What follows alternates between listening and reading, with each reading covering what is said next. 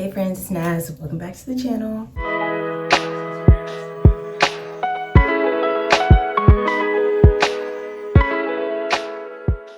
So today we're getting into the tutorial of these mini twists, long awaited. You have to excuse that these look very old because I've had them in for about a month. I'm about to take them out and I realized I forgot to film an intro for this video. But I love this hairstyle. It's literally my favorite style. I usually do it in about 6 to 7 hours. I use 1 pack of the Outre Expressions Afro Springy Twist hair. I use color 2 because it matches my hair like perfectly. I use a 16-inch one and I snip my ends, and we're gonna get into the whole process of everything. Hope this is helpful. If you have any questions, definitely leave them in the comments. And if you try this hairstyle, make sure to tag me in your pictures. I love when y'all do that. Okay, enough chatting. Let's just go ahead and get into it. So I always start this style on clean, freshly blow-dried hair just because I like doing it on stretched hair. And I love pre-parting. So we're going to start with the middle part, and then on both sides you're going to go right behind your ear. And I like to just take this in 3 big sections because that's what helps me.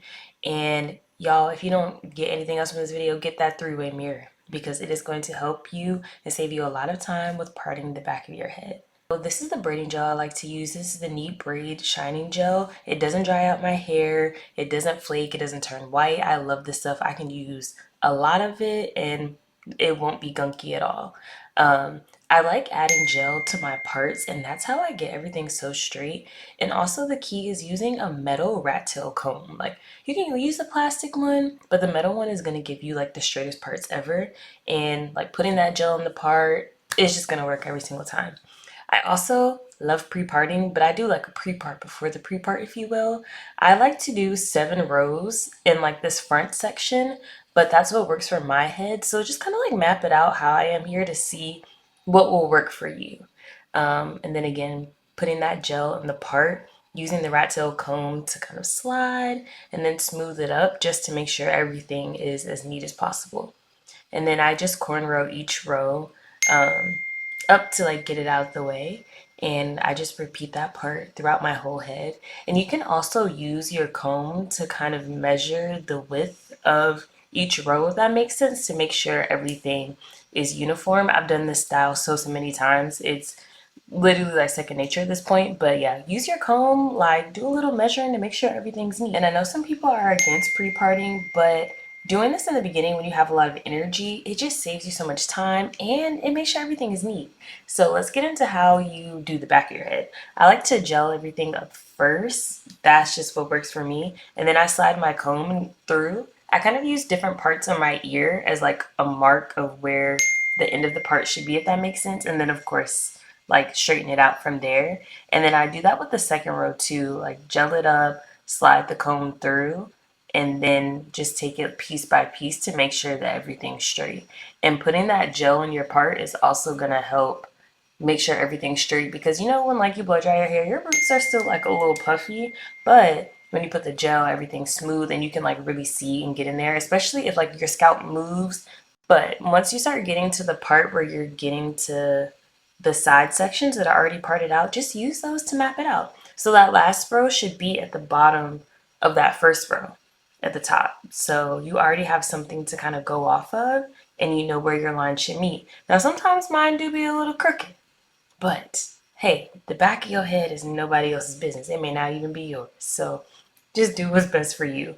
But using those parts that already exist really helps, and it like saves time of like not trying to do math and all that stuff. And I usually have 9 rows in this like full back section. And once I get to the next parts, I just use those existing side parts to create the rest of the back rows because it just makes everything so much easier and you don't have to do a bunch of math trying to figure everything out. And I also love to just like put everything out of the way. Like I use scrunchies, I use clips because it can get really overwhelming with all of your hair all over the place. Now when you get to the top, you know it curves a little bit. So just take your time, make sure you're keeping your head straight because sometimes I don't and sometimes they be a little crooked.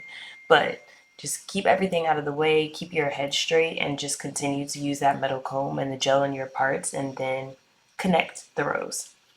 So in my front little sections, I have 7 rows on that side, and then I have 7 rows on the other side, and this is what works for me. This is the size that I like, And then in the back, I do 9 rows also. I feel like this goes without saying, but I am no professional, y'all. This is just me in my bathroom or what works for me. So do how many rows work for you, but this is a little starting place for you if you're trying to figure it out. I use 1 pack of the Outre Expressions Springy Afro Twist hair in 16 inches. I like the color too because it matches my hair perfectly. So I take one piece, I split it into 2 sections, and then I'm going to take 1/2, split it into 2, and sometimes I'll even take like a little straggly piece from one because I just like them a little bit thinner. And then I'm going to take that other half that we separated earlier, split that into 2 also. So you're going to have 4 pieces, like at least have 4 pieces. Sometimes if I take the little pieces off, I'll end up having 5, but I always make sure that I separate each piece into 4 no matter what. So to make this an actual protective style, you got to make sure that your hair is actually protected. I like using the Shea Moisture Curl Stretch like cream, adding that into my hair because it's really moisturizing, and just brushing that through. So in this first row, I do 3 twists. And then in the second and third rows, I also do 3 twists. I start with the gel. I act like this is a knotless braid. So I just braid down a couple times, braid the hair in. I don't braid too tight because I don't want my edges to be pulled out. And I can just tighten it myself. But braid that in, split it into 2, start twisting.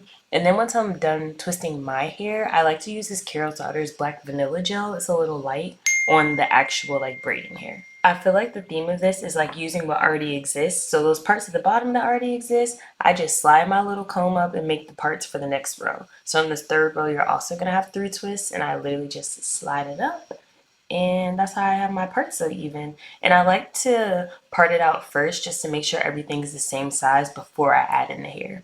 So in this fourth row, I do 4 twists. I do like the back 2 regular, and then that front one, it would be really thick if I left it the way it was. So I like to split that one into 2. Do what's best for your head size, girl, but this is what I like to do for mine. And yeah, again, the reason I like pre-part these boxes out first is to make sure they're even, because imagine like I did the back 2 and then just like did a third one in the front and it was way too big, you know? So I just like to pre-part it all out to make sure that everything will be the same size. And for this 5th row, we're also going to do 4 twists again. And now for our 6th row, we're going to do 5 twists. And I just take that front section and split it into 2 like I did for that other row.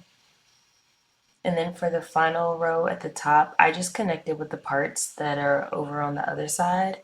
And this row has 5 twists also. So let's get a little up close and personal on how to actually install these. This is one method. I'm going to show you another method at the end of the video, but this is the one I always do. Start with that braiding gel, smooth out your roots, even use a comb to like kind of comb it out. Then you're going to part your hair into 3. And then you're just going to do like a normal plait. You're just going to cross each leg over the middle. Like, I just do it a couple times, not too many, so it's not like, oh, she got a braid at the top of her head. Just like a little anchor situation, if you will. You're going to add the hair into 2 legs and grip as tightly as you can and start braiding down a couple times. Once you feel like it's secure enough, you're going to start twisting. You're going to do like a twist and a roll action. So like as the pieces are in your hand, you're going to roll them between your fingers and also twist over at the same time, and use that gel on your hair so your hair won't be poking out as much. So now let's start on the back. For that back row, I do 4 twists and I gel up again just because it's just way easier to get my hair to be smoother gelling up from the bottom. But I do 4 twists in that bottom row, and I like to use the brick method. So basically you see me putting my comb in the middle of that twist on the bottom and sliding up. And I'm just going to do that on each one. So it's like every other kind of like a window situation. And this just lets your hair lay like flatter. It looks seamless. You don't see like a bunch of parts in the middle of your head. But I always do the brick method. And you'll see me doing it again up here. You put your comb in the middle of the braid at the bottom and then just slide it up. As far as the amount of twists you should have in the back, so I have 4 in that bottom row, 6 in like that second row, and it's gonna increase by 2 as you go up. And then of course, as you start to get higher, it's gonna like start to decrease by 2, if that makes sense. Also, This top row is always a doozy for me. As you can see, those parts are way smaller than the ones in the back. Like I said earlier, the back of your head may not be your business. It may be, it's not anybody else's though, so it don't even matter. And then I just wanted to show y'all how I install the twists when you have to like do the back of your head. You just kind of have to like slip it in between those two fingers, and yeah, same method. And I wanted to show y'all also a little slow-mo of the twist and roll. So you're like rolling the hair in between your fingers and then crossing over to twist. Okay, and here is another way to install these mini twists. So you're gonna braid down a little bit and then you're gonna pull out a reliable crochet hook and you're gonna hook the hair onto the hook. Y'all know the drill. Close it, pull one side through, and then you're gonna separate your hair into two pieces and then just start twisting. This like way is way easier if you just don't have the best grip. But yeah, I like using this method too. I usually just do the other method because it's just kind of faster for me and I just like kind of zone out and do it. But with the crochet method, you're going to do the same thing, adding that gel to your hair and still doing that twist and roll action. And then adding like a lighter gel, a lighter water-based gel to the springy hair. And I think that's what gets mine to be like as stretched and lay as flat as it does. All right, y'all, home stretch. So I don't dip this hair in hot water at all. I literally just make sure I twist all the way down. Some of these aren't twisted all the way down. Do not be like me. But I just twist all the way down and I just snip my ends. Like, note though, this is like springy, kinky hair, so it's gonna shrink. So just make sure you don't pull it like too hard as you're cutting because it will be way shorter than like you're actually looking at. But if that does happen to you, that's definitely happened to me in the past. You can use like a banding method and stretch them with scrunchies at night and like everything will be fine. But yeah, I just do a lot of like snip, snip, snip. And if there are some pieces that aren't like fully braided, I just take the gel and kind of like finger coil it. And then I like this Vigorol mousse and I add that all over. I add it throughout the twist, on the ends, on my parts. I make sure that I just get it all in there. And then of course you gotta add your scarf, let it set, and you're good to go.